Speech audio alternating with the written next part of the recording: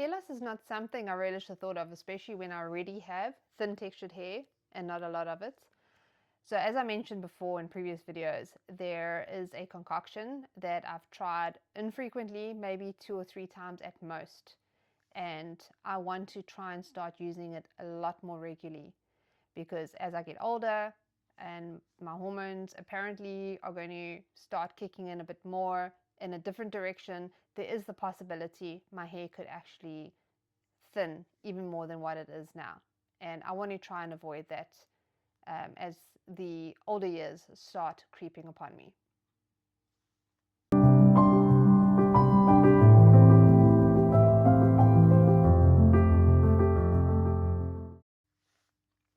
Hey everyone, welcome back to my channel, The Things I Do for My Health.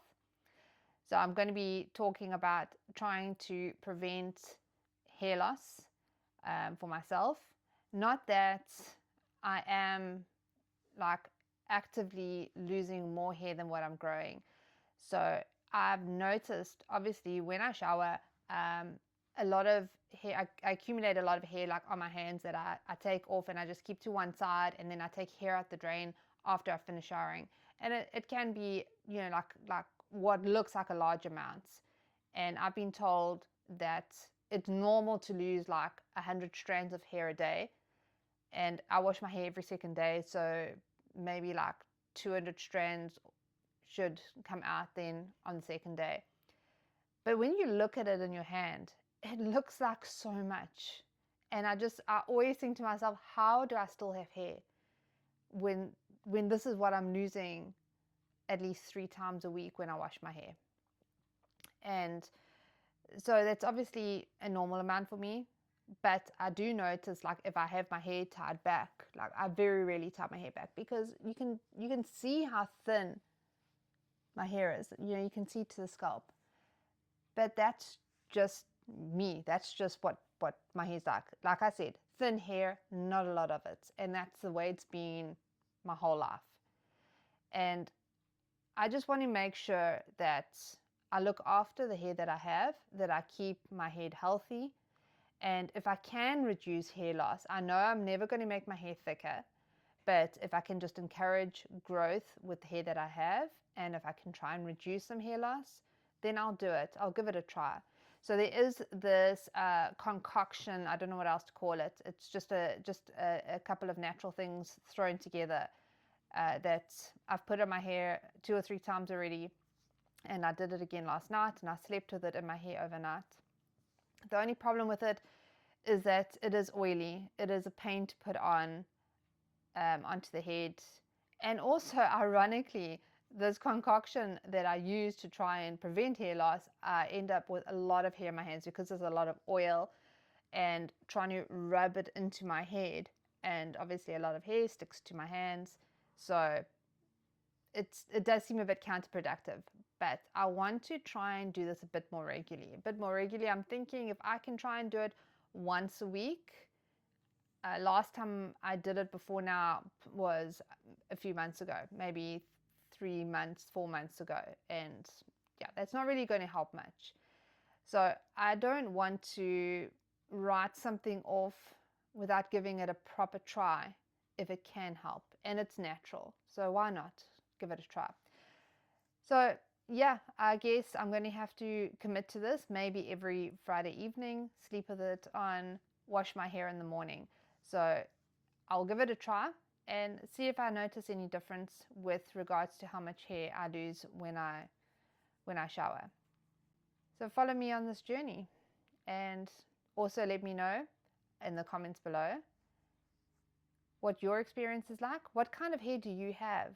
And do you experience a lot of hair loss? And if you do, what have you tried about it? So it's interesting to find out about other people's journeys.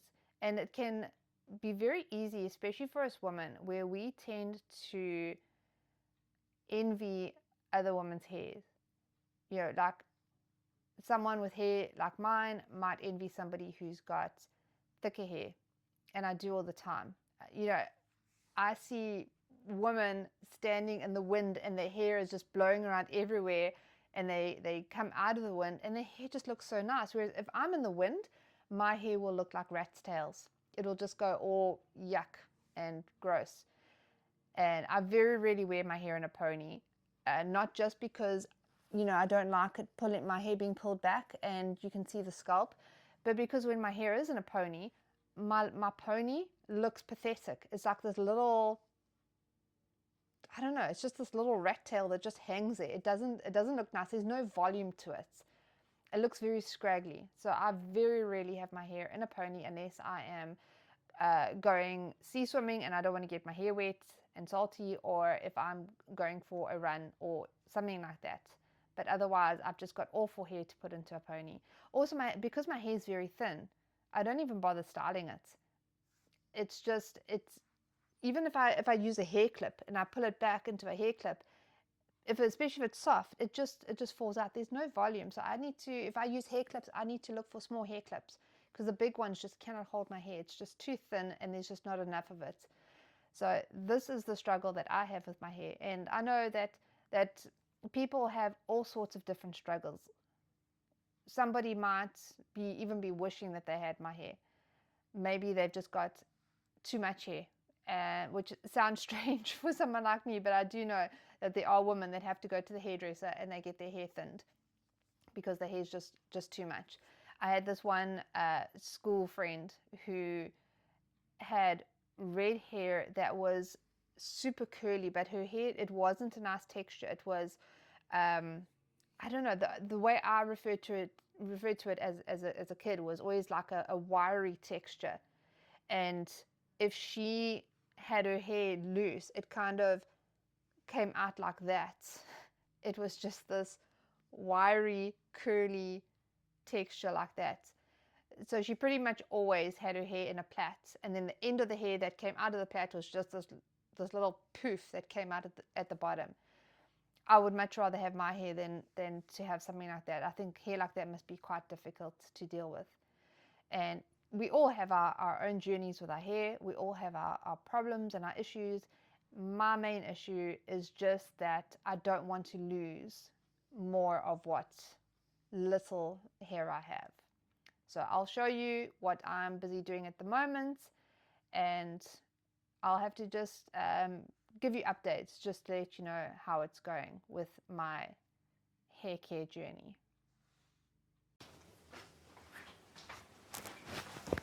Hey, how's it everyone? So welcome back to my kitchen, and as you can see, I'm oily. And that is because I've just come back from having a lovely massage, for the most part, until she started rubbing my knotted shoulders. A little bit painful, but I forgive her. Anyway, so I just thought, while my hair is oily, I may as well put in the concoction that I've been trying about 2 or 3 times already to help stimulate hair growth. Now, I know that I am on the shallow end of the gene pool when it comes to having, you know, nice thick hair. My hair is just never going to get thick. It is what it is. I need to accept that. But getting older, I do want to make sure my hair doesn't get so thin that I'm going to end up with a lot of thin patches where you can kind of see through to the scalp, which can be caused, so hair loss can be caused by genetics, by hormones changing, yay, and stress happens all the time. So the concoction, you need coconut oil, you need castor oil, and last but not least is the rosemary oil. So I've already thrown everything together. I might have made a little bit too little, but I don't need to make enough to cover all my hair because this is for my scalp. So I just need to get it onto my scalp, give my scalp a good massage, and anything that's left over, I'll just rub it into my hair. And I'm planning on actually leaving this in overnight. So I'll double layer my pillow with 2 towels, and I'll plait it and just make sure it's fine, and then I'll wash it out in the morning. But what I'm going to do is, after I've put this in, I'm going to come and sit underneath the red light for about half an hour, do some red light therapy. Apparently that is like the secret weapon when it comes to using this. So using this on its own is great, but apparently the red light therapy, and this will be my first time using red light therapy along with this. But also what I've put into here is some DMSO. And this is something that wasn't recommended. I just do this because DMSO is brilliant at helping get things into your body. If you have cream that you want to really absorb well, you put DMSO on, put the cream on. Whatever touches DMSO, DMSO is going to pull it into the skin. That's why if you ever use DMSO on your skin, you need to make sure that you don't cover that area with any clothes or lean it against any furniture for 20 to 30 minutes afterwards, or else the DMSO will attach to any chemicals that are in your clothes or on the furniture or anything that touches your skin and will pull it in. So that's why you've got to be careful with that.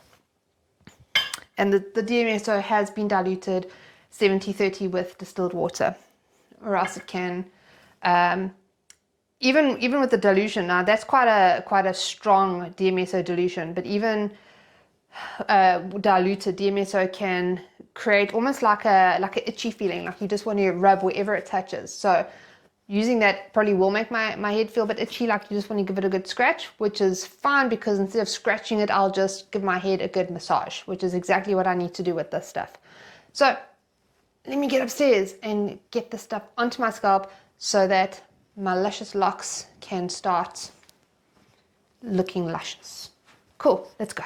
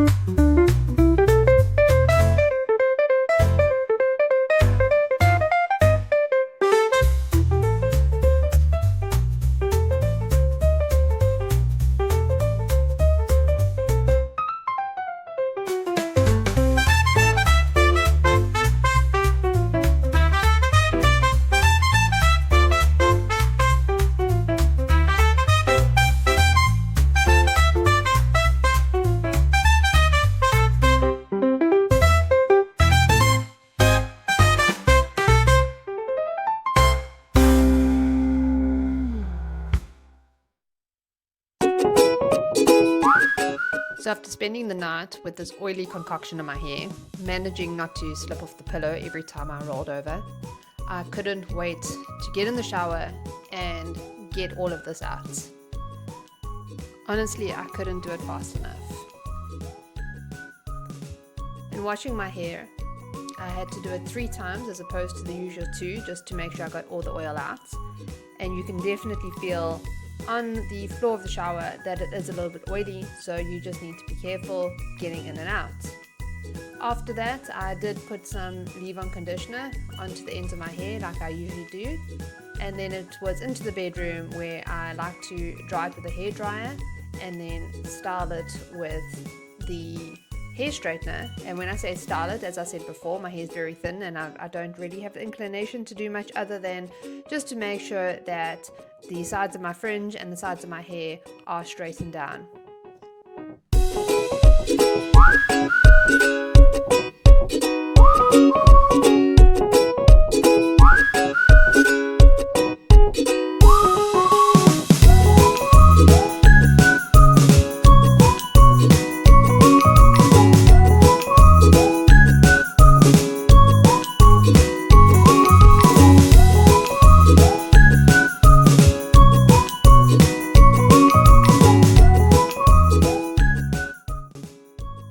And that is how it's done. Thanks everyone for watching. If you can please like and subscribe, give a thumbs up to the video, leave a comment. I'd love to know what journey you're on with your hair, what issues you might be having with your hair, because I also think that, especially for us women, if we rally together, there is a lot of comfort in just knowing that we're not alone in whatever issues that we have with our own hair journey and our own health journey. So thank you for watching, and I'll see you in the next video.